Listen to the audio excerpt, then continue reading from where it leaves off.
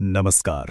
आज हम बात करने वाले हैं एक ऐसी कहानी की, एक ऐसे इंसान की जिसने बिना हथियार उठाए एक पूरे साम्राज्य को हिला दिया था और करोड़ों लोगों के लिए आज़ादी का रास्ता बनाया। जी हाँ, ये कहानी है मोहनदास करमचंद गांधी के महात्मा बनने की। तो सवाल ये उठता है कि आखिर ये हुआ कैसे। एक साधारण सा दिखने वाला वकील दुनिया के सबसे ताकतवर साम्राज्य मतलब ब्रिटिश एम्पायर, उसके लिए सबसे बड़ी चुनौती कैसे बन गया। चलिए इसी असाधारण सफर की परतें खोलते हैं। और सबसे कमाल की बात क्या है बताए, इस पूरी क्रांति की जो चिंगारी थी ना, वो भारत में नहीं बल्कि हजारों मील दूर साउथ अफ्रीका की एक ट्रेन में लगी थी। बस एक घटना और उसने सब कुछ बदल कर रख दिया।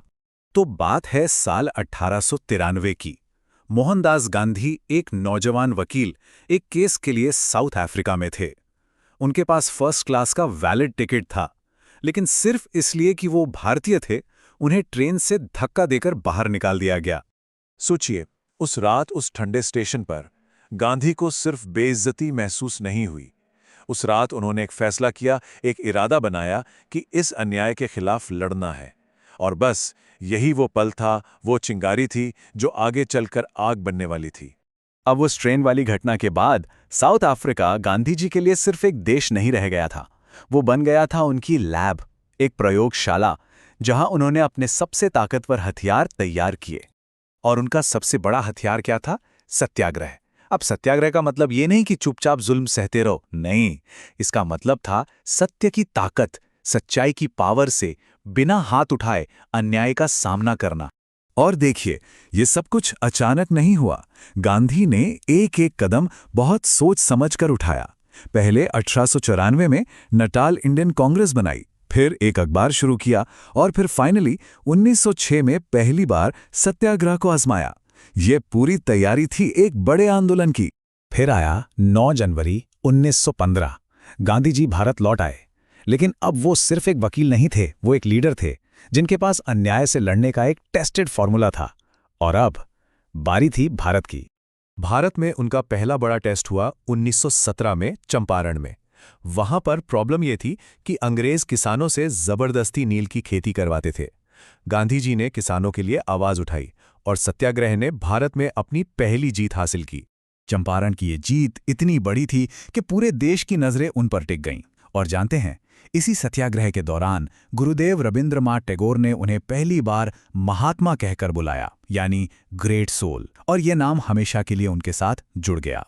अगले ही साल 1918 में अहमदाबाद में मिल मजदूरों की हड़ताल हुई। यहां गांधी जी ने अपने तरकश से एक और हथियार निकाला, भूख हड़ताल। ये पहली बार था जब उन्होंने प्रोटेस्ट के लिए अनशन का रास्ता चुना। तो देखिए, चंपारण और अहमदाबाद की जीत के बाद गांधी जी अब सिर्फ एक लोकल लीडर नहीं थे, वो एक नेशनल फिगर बन चुके थे।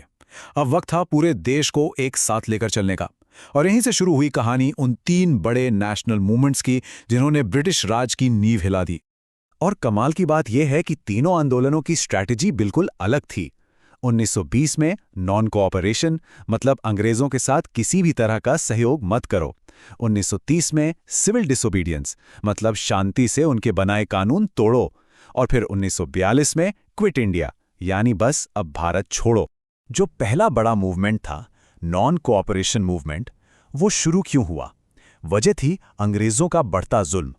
जलियांवाला बाग में जो हुआ और रॉलेट एक्ट जैसा जो काला कानून आया, उससे पूरे देश में गुस्सा था। गांधी जी ने बस उसी गुस्से को एक दिशा दे दी। लेकिन गांधी जी अपने उसूलों के बहुत पक्के थे। उनके लिए नॉन वायलेंस, अहिंसा सबसे ऊपर थी। जब 1922 में चौरी चौरा में कुछ लोगों ने हिंसा कर दी, तो उन्होंने इतना बड़ा देशव्यापी आंदोलन एक झटके में वापस ले लिया और इसे अपनी हिमालयन ब्लंडर, यानी हिमालय जैसी भूल मान। चलिए अब आते हैं दूसरे बड़े मूवमेंट पर, जिसकी पहचान बना दांडी मार्च। तारीख थी 12 मार्च 1930। गांधी जी अपने 78 साथियों के साथ साबरमती आश्रम से निकले। लगभग 388 किलोमीटर पैदल चले और दांडी पहुंचकर समंदर के पानी से नमक बनाया। सोचिए, बस एक मुट्ठी नमक और उससे ब्रिटिश साम्राज्य का कानून तोड़ दिया। 2 बड़े आंदोलन हो चुके थे, पर आज़ादी अभी भी दूर थी। तो अब वक्त आ गया था आखिरी और सबसे जोरदार चोट करने का। ये फ्रीडम स्ट्रगल का आप कह सकते हैं फाइनल राउंड था। 1942 क्विट इंडिया मूवमेंट। और इस बार गांधी जी ने एक सीधा सा मंत्र दिया, करो या मरो, डू और डाई। मतलब अब कोई बीच का रास्ता नहीं, कोई समझौता नहीं, अब सिर्फ और सिर्फ पूरी आजादी चाहिए। अब इस सीधी चुनौती से ब्रिटिश सरकार जाहिर है घबरा गई और उन्होंने बहुत तेजी से एक्शन लिया। मूवमेंट शुरू होने के बस एक दिन बाद 9 अगस्त को गांधी जी समेत कांग्रेस के सारे बड़े लीडर्स को अरेस्ट कर लिया गया। उन्हें पुणे के आगा खां पैलेस में नजरबंद कर दिया। इस आखिरी आंदोलन ने ब्रिटिश राज को पूरी तरह से हिला के रख दिया। और फिर दशकों के संघर्ष के बाद, लाखों कुर्बानियों के बाद वो दिन आखिर आ ही गया। भारत आजाद हुआ और गांधी जी को वो सम्मान मिला जिसके वो हकदार थे, राष्ट्रपिता। पर एक बात सोचकर देखिए, 15 अगस्त 1947 जब दिल्ली में आज़ादी का जश्न मन रहा था, तब गांधी जी कहाँ थे? वो दिल्ली में नहीं थे, वो थे कोलकाता में, जहां दंगे भड़के हुए थे। वो वहां हिंदू मुसलमानों के बीच शांति कायम करने की कोशिश कर रहे थे। मतलब देश की आज़ादी वाले दिन भी उनका काम चल रहा था। तो उन्हें जो दो सबसे बड़े टाइटल मिले, महात्मा और राष्ट्रपिता, वो भी देश के दो महान लोगों ने दिए। महात्मा कहा गुरुदेव रविंद्रनाथ टैगोर ने, और राष्ट्रपिता कहकर पहली बार संबोधित किया नेताजी सुभाष चंद्र बोस ने। तो अगर उनके पूरे सफर को एक नज़र में देखें तो 1915 में वो भारत वापस आए, फिर 3 बड़े बड़े आंदोलनों को लीड किया, और इन सब के पीछे उनकी एक ही फिलॉसफी थी, एक ही ताकत थी, सत्याग्रह। तो आज जब हम इस पूरी कहानी को देखते समझते हैं तो एक सवाल मन में जरूर आता है।